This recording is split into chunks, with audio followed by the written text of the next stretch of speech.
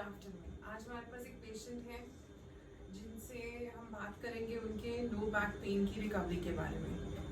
जब ये पेशेंट हमारे पास 2 मंथ्स पहले आए थे in month of May, mid of the last week of May. That was the problem he was having at that time was pain in lower back. अब pain in lower back इनको कब होता था?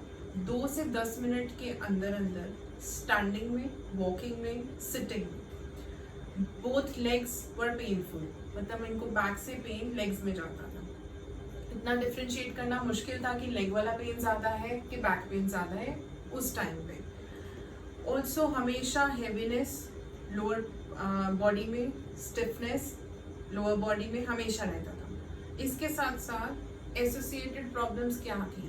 Frequent headaches थे, irritable mood था, anger issues थे and sleep disturbance भी थी। पेन की वजह से भी और इस वजह से भी बिकॉज पेन को बहुत लंबा टाइम हो गया था, तो इसलिए इसके साथ इसका एक इमोशनल कंपोनेंट जुड़ा हुआ था। किसी को भी बैक पेन होगा और अगर वो 3 मंथ्स के ज़्यादा क्रॉस कर जाता है किसी भी तरह का पेन, या चाहे वो बैक पेन हो, तो वो एक इमोशनल मेमोरी, टिश्यू मेमोरी बन जाता है। टिश्यू मेमोरी से मतलब कि आपकी बॉडी में वो as a trauma, as a weakness या एज अ पेन स्टोर होगा वो पर्टिकुलर थिंग, और वो आपको रिफ्लेक्ट करेगा सिर्फ ना कि उस पेन साइट में पर एसोसिएटेड एरियाज में भी। और इनको एक मेजर इशू जो साथ में कंपनी कर रहा था वो था कि जब स्टूल पास करना है, डेफिकेशन रिफ्लेक्स के टाइम पे इनको पेन होता था एनियल एरिया में।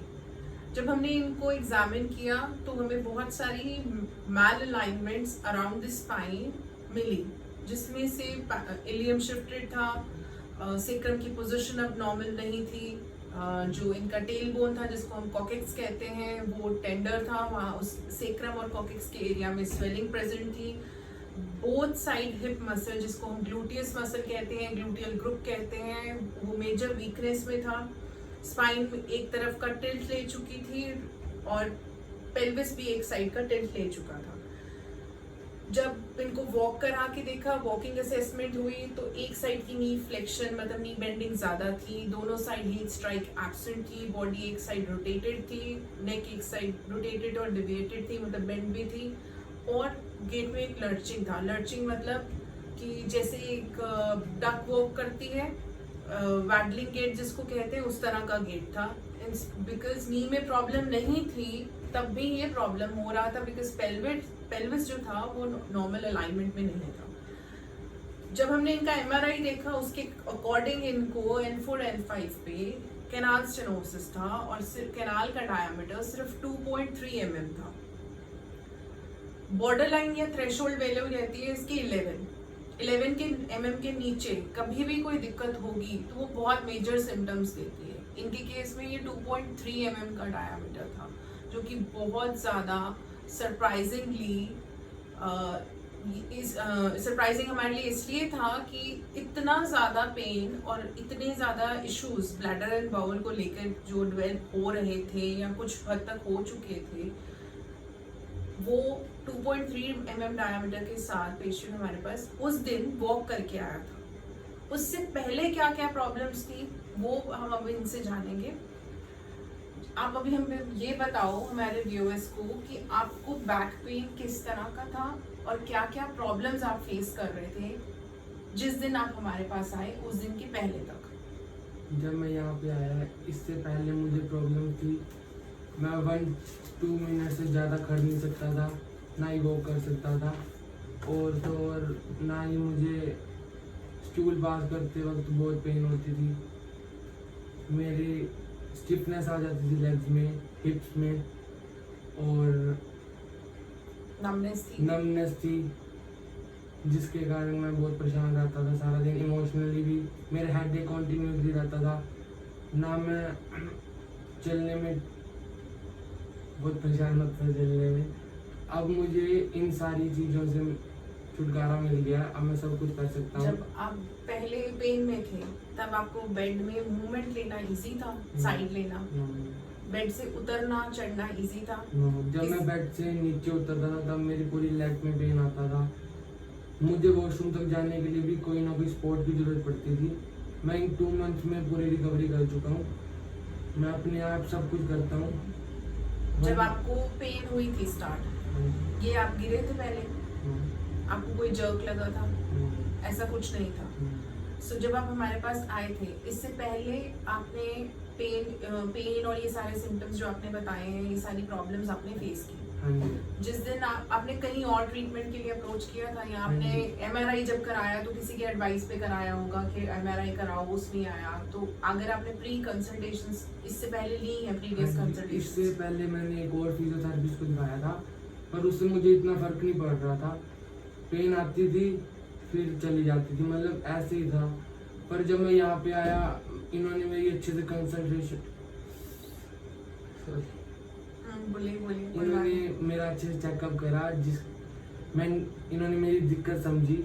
उसके बाद अच्छे से मेरा ट्रीटमेंट करा, रोज न्यू पार्ट पे काम करते थे। अब मैं सारा पेन फ्री हूँ और मैं सारी एक्टिविटीज कर सकता हूँ। जब आप कंसल्टेशन लिए, आपका एक्सपीरियंस ये था कि अच्छे से देखा गया, अच्छे से एग्जामिन हुई? पहले मुझे खुद मेरी दिक्कत समझ नहीं आ रही थी कि मुझे असली में दिक्कत क्या है। जब मैं यहाँ पे चेकअप कराया, इन्होंने मुझे हर एक दिक्कत बताई कि मुझे क्या है क्या नहीं है, इतने दिक्कत में इतने टाइम में क्या चीज़ होएगी, और इन्होंने जो कहा था उतने टाइम में सब कुछ कर दिया। वो कंप्लीट हो उससे गया? पहले ही कर दिया। इन्होंने 3 मंथ का नाम कहा था और 2 मंथ में सारी रिकवरी होगी मेरी। Okay fine. अभी आप बिल्कुल पेन फ्री हैं, आप वॉकिंग बिल्कुल कंफर्टेबली कर रहे हैं। पहले आप सिर्फ 2 मिनट्स की वॉक कर पाते थे हार्डली, एंड हमेशा जब आपको वॉक करना है तो आपको सपोर्ट चाहिए था। अब मैं कंटिन्यूअसली 1 आवर वॉक कर सकता हूँ, 40 मिनट्स 1 आवर। आपको सपोर्ट नहीं चाहिए? कोई दिक्कत नहीं। पोस्ट वॉक करके जब आप आओ तब पेन रहता आपको? कोई पेन कोई नहीं, स्टिफनेस होती है? नो।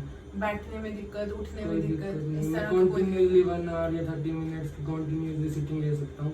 कुछ एक्टिविटीज आपकी पहले बंद की गई हाँ थी, जी। जैसे साइकिलिंग नहीं करना है, और ड्राइविंग करनी है। हाँ, स्क्वाटिंग नहीं करनी है, हाँ जी। ड्राइव नहीं करना है, राइड नहीं करनी है एक्टिवा, बट आप सब कुछ कर पा रहे हो। हाँ जी। गुड। आपने 2.3 mm का जब डायमीटर रहता है तो यूजुअली ये तो जो रहेगा ही। इससे अगर मैं कहूँ कि मेरे पास ऐसे पेशेंट्स भी आते हैं जिनको 11 mm का डायमीटर होता है और उनको सर्जरी सजेस्ट की होती है। आपको सर्जरी सजेस्ट की थी किसी ने? सर्जरी मुझे सजेस्ट की थी, पर मैंने उसको इतना सीरियसली नहीं लिया था। मतलब मेरे दिमाग में हमेशा ये बात तो रहती थी कि फिजियोथेरेपी से क्या होगा, ये दिक्कत ऐसी है। मतलब मुझे सोसाइटी ने ऐसे दिमाग में डाल दिया था कि ये चीज़ सिर्फ सर्जरी से ठीक हो सकती है, ये है वो है। पर जब मैंने यहाँ पे आके चेकअप कराया, इन्होंने मुझे बताया कि ये चीज़ है, आपको इस चीज़ की ज़रूरत है, तो उसके बाद मैं आपको ये बताना चाहूँगा कि इस दिक्कत का इलाज सर्जरी नहीं है। सर्जरी के बिना भी ये चीज़ ठीक हो सकती है अगर आप किसी क्वालिफाइड फिजियोथेरेपी से कंसल्ट करेंगे तो। ओके। तो जब आप ट्रीटमेंट करा रहे थे, आपका जो सबसे इम्पोर्टेंट चीज़ या सबसे ज़्यादा कंसर्न वाली चीज़ हमारे लिए ये थी फर्स्ट डे पे कि आपको जब स्टूल पास करना है उसमें जो पेन हो रही है वो ना हो। ठीक है। डाइट हम आपकी चेंज कर चुके थे कि उसमें ऐसा कुछ ना हो कि कॉन्स्टिपेशन को वो प्रमोट करे। कॉन्स्टिपेशन को अगर हम साइड पे भी करें, पर इतने डायमीटर में पेन वहाँ आना एक ज़रूरी चीज़ या एक था कि ऑब्वियस चीज़ थी कि वहाँ पेन आएगी उस हिस्से में। वो पेन आपकी आई गेस 2 सिटिंग्स के अंदर बिल्कुल ख़त्म हो चुकी है। अभी तक वो पेन दोबारा वापस नहीं आई। इनके लिए क्या हम हर पेशेंट के लिए एक स्पेसिफिक प्रोटोकॉल डिज़ाइन करते हैं और उस प्रोटोकॉल के फ्रेमवर्क के अकॉर्डिंग हम पेशेंट को ट्रीट करते हैं डेली बेसिस पे। आपका जो ट्रीटमेंट था, जो हमने इनिशियल फर्स्ट वीक में किया, और अब एंड ऑफ 2.5 मंथ्स जब आप अभी हम ऑल्टरनेट सेशंस दे रहे हैं आपको, तब ट्रीटमेंट और उस ट्रीटमेंट में बहुत फर्क होगा। डे बाय डे ट्रीटमेंट रोज चेंज होता था। रोज आपसे पेन स्कोर पूछा जाता था और न्यू पार्ट पे काम करते थे रोज बॉडी के। हाँ, और बहुत बार ऐसी चीजें थी कि आपको बैक पेन था या स्टिफनेस थी, पर हमने ट्रीट किसी और रीजन में किया, लेग में किया, और वो बैक पेन खत्म हो गया। आपके लिए भी मैजिकल एक्सपीरियंस रहा होगा कि वहां से ये कैसे कनेक्टेड है, बट रिकवरी को देखते हुए आप इस चीज को हैप्पीली एक्सेप्ट कर रहे थे कि जो मैं बता रहा हूँ और जो ये करेंगे उस चीज पे पूरा विश्वास था कि हाँ ये ठीक हो रहा है। सो इसमें पेशेंट का कंट्रीब्यूशन भी बहुत ज़्यादा रहता है कि जब हम चीज़ों को एड्रेस करते हैं हमारा टारगेट सिर्फ पेन एरिया नहीं रहता है। पेन इनकी बैक में थी, ट्रीट हमने लेग्स के साथ किया। पेन इनको हेड में थी, अगेन हमने ट्रीट लेग्स के थ्रू किया। डिफरेंट पेशेंट्स का जो रिकवरी का पैटर्न रहता है, जो यहाँ उनकी बॉडी का रिस्पॉन्स रहता है, वो डिफरेंट रहता है। ऐसा नहीं हो सकता कि इनको बैक पेन अगर है तो इन जैसा अगर कोई इनके फैमिली से आएगा या नोन सर्कल में से आएगा या आप लोगों में से कोई आएगा तो उसका भी बैक पेन सेम ही कंसिडर होगा, या कि बैक पेन ही तो है। बोन्स तो सबकी वही रहेंगी, बट उनकी फंक्शनिंग किस तरह से हो रही है वो एक क्वालिफाइड थेरेपिस्ट देखेगा, और उस फंक्शनिंग में जो दिक्कत हो रही है वो भी एक क्वालिफाइड थेरेपिस्ट ही एड्रेस कर पाएगा कि यहाँ से प्रॉब्लम ट्रीट होगी या यहाँ से नहीं होगी। एंड वी बिलीव कि हम रूट कॉज से ट्रीटमेंट दें या रूट कॉज से ट्रीटमेंट करें और जड़ से प्रॉब्लम निकालें, ना कि सिर्फ सुपरफिशियल ट्रीटमेंट करके जो रूट कॉज है ट्रीटमेंट का उसको अनएड्रेस्ड छोड़ दें। एक last final question, do you think surgery is the only option for back pain? No. आप जिन लोगों से आपने सुना था कि भाई सर्जरी करा लो, या आपने बोला कि आप यहाँ थेरेपीज कराते रहेंगे आप भटक जाएंगे, उनके लिए आपका क्या मैसेज है? उनके लिए मेरा ये मैसेज है कि सर्जरी इसका कोई ऑप्शन नहीं है। फिजियोथेरेपी से ये प्रॉब्लम ठीक हो सकती है। अगर आप किसी क्वालिफाइड फिजियोथेरेपिस्ट के पास जाएंगे तो वो आपकी प्रॉब्लम जरूर समझेगा।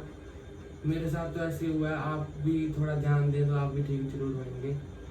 सर्जरी को हम डिनाई नहीं करते हैं, पर सर्जरी जब इम्पोर्टेंट है तब होनी चाहिए। Not every case requires a surgery and that every case counts for at least 90% of problem population.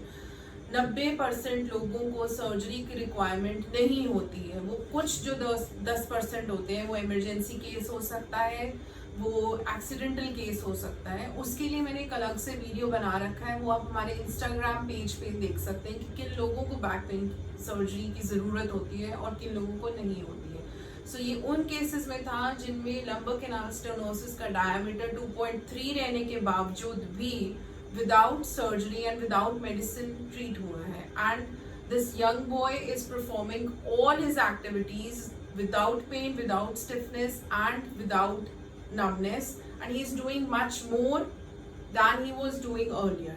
So all the best to you, and we wish you a very happy and healthy life. Thank you.